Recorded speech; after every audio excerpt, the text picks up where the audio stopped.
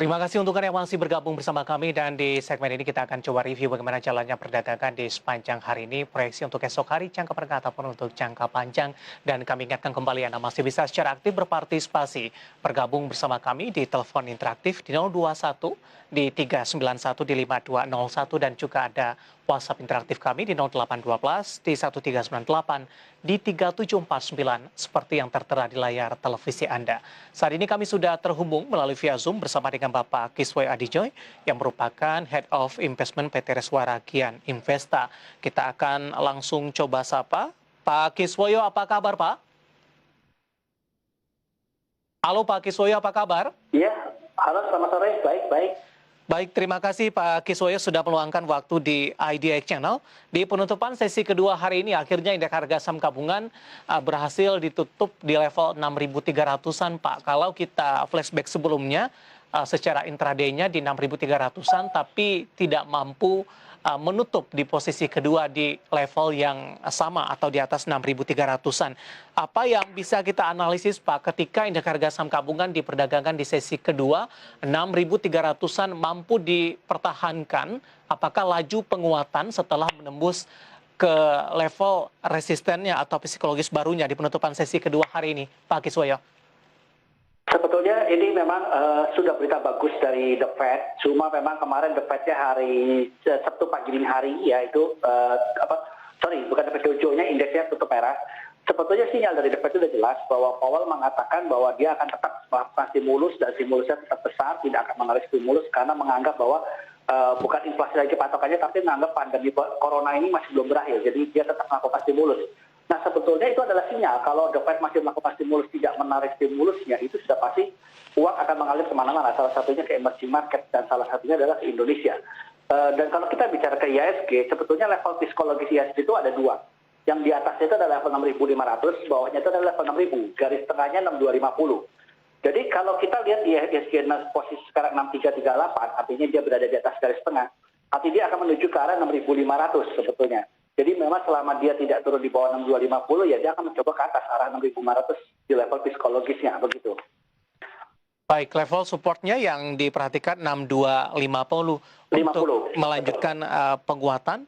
Kemudian tadi juga target price Anda cukup jauh, ada di 6.500-an Pak Kiswoyo. Dari beberapa sektor ataupun saham yang menjadi penggerak bagi indeks harga saham gabungan di penutupan sesi kedua, saham-saham big cap tadi ada perbankan, kemudian juga dari aneka industri, kemudian juga konstruksi hari ini menguat signifikan, dari konstruksi properti apalagi ini menguat di atas rata-rata 5% di penutupan sesi kedua. Tapi sebelum kita lanjutkan Pak Kiswoyo, kita akan coba sapa penelpon terlebih dahulu. Halo, dengan siapa di mana? Dengan Pak Bambang dari Bandung. Baik, silakan Pak Bambang. Sudah ada Pak Kiswoyo di sini, Pak. Selamat sore Pak Kiswoyo. Mau nanya saham aneka tambang. Ya. Dilanjutkan Pak Bambang. Di harga 220. Nah, kemudian pergerakan support resisten dalam minggu ini berapa? Baik. Analisanya. Bisa diulang levelnya berapa? Pak Bambang? Halo Pak. Support resistennya berapa? Level ambil posisi di berapa tadi Pak Bambang? Bisa diulang Pak? Punya di 2820. 2820 ya? Iya. Baik, itu saja Pak. Baik Pak Bambang, terima kasih sudah bergabung bersama kami. Antam di 2820 support dan resistennya. Minta bersabar sedikit Pak Bambang, kita akan lanjutkan perbincangan terlebih dahulu dengan Bapak Kiswoyo. Dari sisi penguatan Pak Kiswoyo, bagaimana Anda melihat saham-saham yang menjadi penopang bagi IHSG beberapa perbankan big cap hari ini menguat signifikan? Ada BBCA, sama-sama kita tahu kapitalisasinya termasuk yang terbesar di Bursa Efek Indonesia. Bagaimana analisis Anda? Jadi memang kalau kita lihat kapitalisasi paling besar itu ada pertama BCA, BRI itu naik tinggi juga, di mana BRI juga hari ini naik 2,5%, terus ada dua bank lagi yaitu Bank Mandiri sama BBNI, Bank Mandirinya naik 6,9%, BBNI-nya naik 4,6%, itu empat bank itu penggerak IHSG cukup besar, dan bukan cukup besar tapi sangat besar. Itu mereka karena hijaunya tebal, jadi otomatis IHSG juga ikut terangkat. Jadi memang kalau kita lihat laporan keuangan itu sudah keluar empat bank ini, mereka mau RUPS. Berikutnya setelah musim laporan keuangan itu memang musim RUPS, setelah itu baru bagi dividen. Memang untuk perbankan mungkin dividennya tidak akan seberapa besar kecuali BCA yang laporan net profitnya turunnya tidak jauh. Tapi sebetulnya kita bicara saat ini bicara prospek untuk 6 bulan ke depan. Ya. Jadi kalau kita yakin bahwa ekonomi Indonesia 6 bulan ke depan akan pulih, otomatis kita sekarang berani beli saham. Ketika semua orang pada beli saham, otomatis IHSG akan naik. Jadi memang IHSG adalah leading indikatornya daripada pertumbuhan ekonomi. Dan bagaimana kita juga tahu bahwa vaksinisasi massal itu sudah berjalan terus. Dan target pemerintah optimis bahwa akhir tahun ini sudah mencapai 70%. Jadi vaksinnya sudah siap. Tinggal orangnya disuntik-suntikin terus saja gitu kan. Ini lagi dipercepat terus prosesnya. Dan kayaknya ini optimisnya tercermin di IHSG kita pada hari ini gitu. Pak Kiswoyo, Jadi, apakah ruang penguatan masih gitu. akan berlanjut Pak, baik jangka pendek atau sampai dengan akhir pekan ini Pak Kiswoyo? Tapi nanti kita akan lanjutkan. Kita akan coba sapa penelpon kembali terlebih dahulu. Halo, dengan siapa di mana? Ya. Tampaknya terputus pemirsa dan kami juga masih mengundang Anda untuk bisa bergabung di telepon interaktif kami dan juga WhatsApp interaktif kami seperti yang tertera di layar televisi Anda. Pak Kiswoyo, dengan penguatan yang terjadi dari perbankan Big Cap di penutupan sesi kedua, jangka pendek bagaimana Anda melihat peluangnya? Masih ada ruang penguatan tidak Pak secara teknikal Pak Kiswoyo? Kalau untuk perbankan sebetulnya yang masih rendah itu adalah Bank Mandiri sama BBNI. Itu secara teknikal masih sangat rendah sehingga peluangnya masih cukup tinggi karena kita ingat bahwa BRI dan BCA itu awal tahun itu mereka sudah break new high. Artinya high tahun kemarin sudah dilewati oleh BCA dulu baru BRI. Tapi untuk Bank BBNI dan Mandiri belum. Jadi high tahun kemarin itu mereka belum menembusnya. Sehingga itu sebetulnya challenge buat dua bank itu. Karena harusnya mereka juga akan mengikuti BRI dan BCA gitu. Jadi saya lihat peluangnya masih ada sangat besar sekali. Bagaimana juga target IHSG akhir tahun ini kita target adalah sekitar 6.800 sampai 7.000 sebetulnya. Jadi tapi ini kita tidak langsung naik terus ya. Mungkin akan ada koreksi masa-masa koreksi juga. Jadi mungkin kita waspada aja. Pokoknya kalau ada koreksi dalam ya kita ambil beli lagi gitu. Baik. Jadi ini sebetulnya mau di TikTok bisa sih sebetulnya gitu. Oke. Dari strategi trading untuk beberapa perbankan Big Cap, kemudian prospeknya untuk 6 bulan ke depan. Di luar dari perbankan, konstruksi dan properti hari ini juga kompak mengalami penguatan cukup signifikan. Kebijakan DP 0% hari ini mulai diberlakukan Pak Kiswoyo. Bagaimana Anda melihat saham-saham properti sampai sejauh ini? Dari catatan kami, hari ini ada P1 ini menguat di atas 6%, ASRI di atas 7%, BSDE di atas 9%, CTRA di atas 6%, dan SMRA menguat di atas 8%. Pak Kiswoyo, analisis Anda? Jadi memang untuk saham properti ini mereka sudah terpukul sangat dalam, bahkan sangat dalam banget itu mereka sudah kepukul duluan sudah lama dan mereka belum bangkit-bangkit. Jadi mungkin ini mereka akan mencoba terbang lebih dulu. Tapi sebetulnya kalau kita lihat realita di lapangannya, DP 0% ini masih butuh waktu. Ya. Seperti kemarin kan BI sudah menurunkan suku bunga. Tapi tetap saja yang diturunkan suku bunga duluan oleh bank adalah suku bunga deposito dan tabungan. Yang kredit itu bisa akan belakangan. Itu selalu begitu. Demikian pula nanti dengan kebijakan DP 0% ini, itu juga nanti kayak saya rasa akan butuh waktu. Sekitar 3-6 bulan baru terrealisasi di market realnya gitu. Tapi memang ini akan ada euforia di masa-masa awal ini, begitu ada pengumuman ada euforia dulu lah gitu kan. Kan memang saham properti ini sudah murah-murah banget karena mereka sudah cukup dalam. Dan juga ya itu saya bilang memang kalau kita bicara pemulihan ekonomi nanti setelah ini vaksinisasi berhasil, masyarakat sudah boleh berpergian ke sana kemari. Dulu adalah sebetulnya kalau konsumer tetap bangkit, konsumer perbankan itu tetap jalan terus. Di masa krisis juga, krisis corona kita tetap jalan.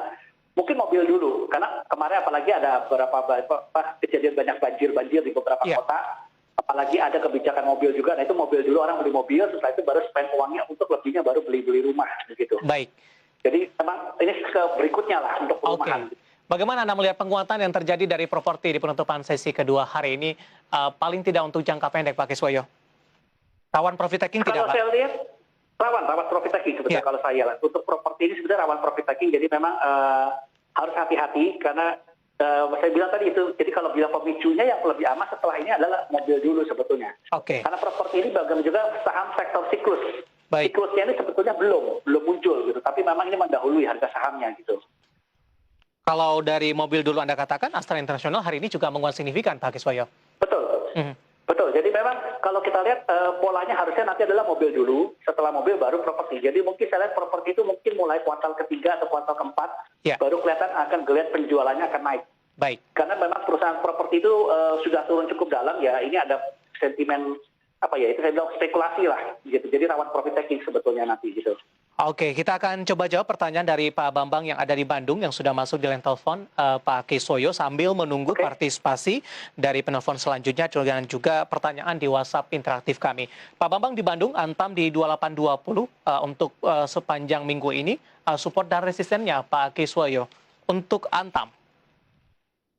Antam, kalau Antam ini level terbawahnya sih saya lihat sebetulnya supportnya ada di level 2750, lalu setelah itu atasnya ada di level 2950 sampai 3000 sih sebetulnya. Terus kalau saya lihat ini memang trennya kecenderungannya, wah ini lagi apa ya, lagi sideways juga sih ya sebetulnya. Yeah. Kalau dia tembus 2750 ini agak sedikit berbahaya karena dia bisa supportnya lagi dari area 2500-an ini sebetulnya. Jadi 2750 aja dijaga dan ini semoga saja sih dia bisa menahannya karena sebetulnya orang sekarang sedang fokusnya adalah ke pemulihan ekonomi, jadi ke arah mobilnya, penjualan mobilnya gitu. Jadi kalau kemarin kan ini Antam kena sentimen soal nikel, baterai listrik gitu kan ya. Tapi kayaknya sekarang sentimennya sudah ganti lagi. Setelah vaksinisasi adalah apa ya, ekonomi akan jalan duluan, yaitu mobil, setelah itu baru properti. Jadi ini ada tambangnya agak-agak sedikit dilupakan dulu sih sama orang-orang gitu. Baik, dan Tapi kondisi ini menyebabkan Antam sideways, Pak Kiswoyo? Iya, betul. Itu resikonya rentannya adalah angka 2750 sih. Dari sisi support yang harus diwaspadai begitu, Pak? Betul, iya. Kalau ini jebol bisa ke 2500 sih secara teknikal seperti itu. Oke, tapi ada potensi ke 2.900 sampai ke 3.000. Selama tidak menyentuh level support di bawah 2750, Pak Kiswoyo. Betul. Baik, jawaban untuk Pak Bambang yang ada di Bandung yang sudah masuk di line telepon, ada Antam di 2820 support dan resistennya mempunyai potensi ke 2.900 sampai dengan 3.000, sementara support yang harus diwaspadai adalah 2750 dan ketika menyentuh level di bawah ini ada potensi untuk tertekan ke 2.500. Dan lagi-lagi keputusan investasi tetap ada di tangan Anda, para investor dan trader pasar modal Indonesia. Dan kami juga masih mengundang Anda untuk bisa bergabung dan berpartisipasi bersama kami di telepon interaktif dan juga WhatsApp interaktif kami, seperti yang tertera di layar televisi Anda. Pak Kiswoyo, dari WhatsApp interaktif sudah cukup banyak yang masuk, Pak. Kita akan coba bahas satu persatu. Di awal segmen ini kita akan coba sapa Bapak Anggiat yang ada di Bekasi. Mohon analisa dan masukannya atas INKP sudah beli di 14.400, Pak. Analisis Anda. INKP. Ya. Indeks Kiat Pulp ini kalau dia tembus di bawah 12.500 ini bisa turun ke bawah. Tapi harusnya semoga ini sudah mulai ketahan karena atasnya itu dia ada di level sekitar 13.500 lalu di level 15.000. Baik. Tampaknya Pak Anggiat masuk ketika INKP mengalami penguatan signifikan, Pak, barengan tekim tampaknya beberapa waktu yang lalu dan nyangkut di level atas dengan koreksi yang sudah cukup dalam. Ambil posisi di 14.400. Anda rekomendasikan averaging down, Pak? Atau di hold saja dalam hal ini, Pak Kiswoyo? Sebetulnya di hold aja, karena ini kita memang sudah dekat laporan keuangan. Laporan keuangan sudah mulai harus dikeluarkan dan harusnya harga pulp and papernya nggak turun. Harusnya laporan keuangan dia bagus, tinggal nanti menunggu sentimen laporan keuangan bagus, RUPS bagi dividen seperti itu. Polanya sih saya lihat seperti itu, jadi harusnya masih ada harapan sih dia untuk naik lagi gitu. Oke, di hold saja terlebih dahulu Pak Anggiat di Bekasi, nyangkut di level atas 14.400 untuk UNKP, penutupan hari ini ada di 12.950, melemah di 1,71%. Pak Kiswoyo, kita akan jeda terlebih dahulu, nanti kita akan coba lihat saham-saham pilihan yang Anda rekomendasikan, dan kami juga masih mengundang Anda untuk bisa berpartisipasi bergabung bersama kami di telepon interaktif dan WhatsApp interaktif seperti yang tertera di layar televisi Anda. Kami akan segera kembali sesaat lagi.